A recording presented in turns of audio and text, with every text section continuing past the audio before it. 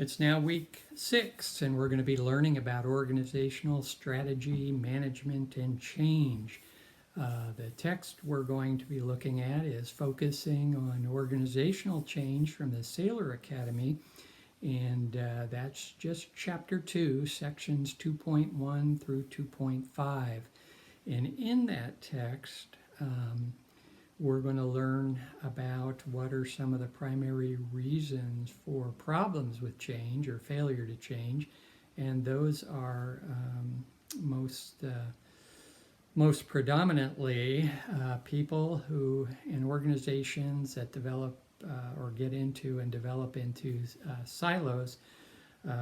Say, for example, one group wants to do something and the other group is opposed to that, or says we've always done it a certain way and we don't want to do it differently in the future. So you really have to be cognizant of that. And then also change agents. You can have positive change agents and you can have negative ones. And what you have to do is develop some really good solutions and really good systems to handle these types of situations. And when we talk about organizational capacity for change, or OCC, you'll learn about some of the factors that are involved with developing good prospects for success when you like to do change in your organizational development, to develop programs or new services, or change the process of a existing service to help your students and help achieve student success.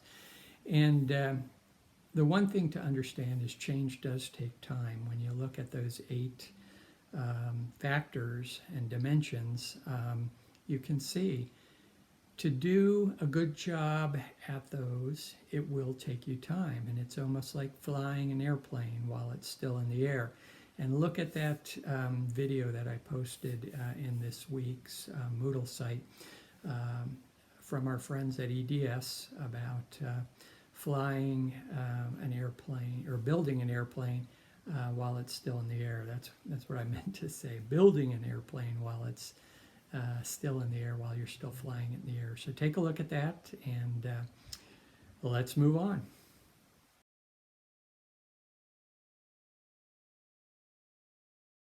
One thing I didn't mention is I'm going to try to talk faster. My wife says I'm a slow talker, so I'm going to try to get through this in less than 9 or 10 minutes, like some of my videos in the past. So I'll move quickly and see how well I do.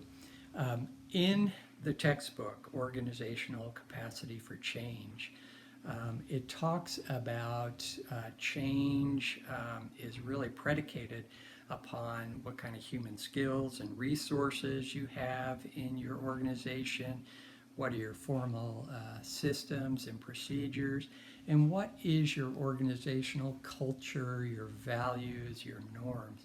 All of those you're going to have to fully understand before you can develop a strategy, before you can impact change for student success.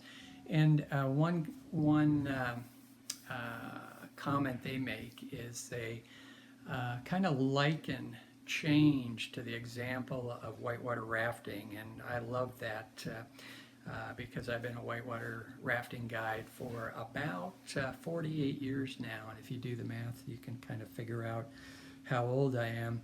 But I often use that, and I'm glad they used it. Now I don't feel like I'm trying to push my love for a sport onto everybody. But what they're saying, and what I believe too, is in a whitewater rafting trip, everybody counts on a guide for each boat, and then you have a head guide for the whole trip. And so again, if you look back at our whole idea of leadership, and when we were talking about the incident command system last time, and FEMA and all, where the person with the greatest expertise is the person who manages the incident in their situation. But in a whitewater rafting trip, each guide has skills, has abilities to bring a team of people together, whether they're paddlers or whether they're people in an oar boat or whatever. And then based on each skill level of both the guide and the boats are placed in an order. Your lead boat is usually your most skilled person and your most skilled crew. And then also your last boat, say you have a group of 4 boats. First boat, lead boat, last boat is called the sweep boat. The sweep boat is because they come back around and they pick up any problem situations, whether it's people in the water, whether it's gear, whatever. And those are the really reliable folks that know what to look for, very safety conscious, have specific skills for impacting rescues. So the same thing goes in any type of organization. Is you're trying to put together an organization to move along, say, some new programs, some new techniques, some new decisions, but you're going to base that on the skill levels. What are our past background? What is our history? What's our organizational culture? How can we get everybody involved? So that's just something that you need to address when you're looking at developing a strategy.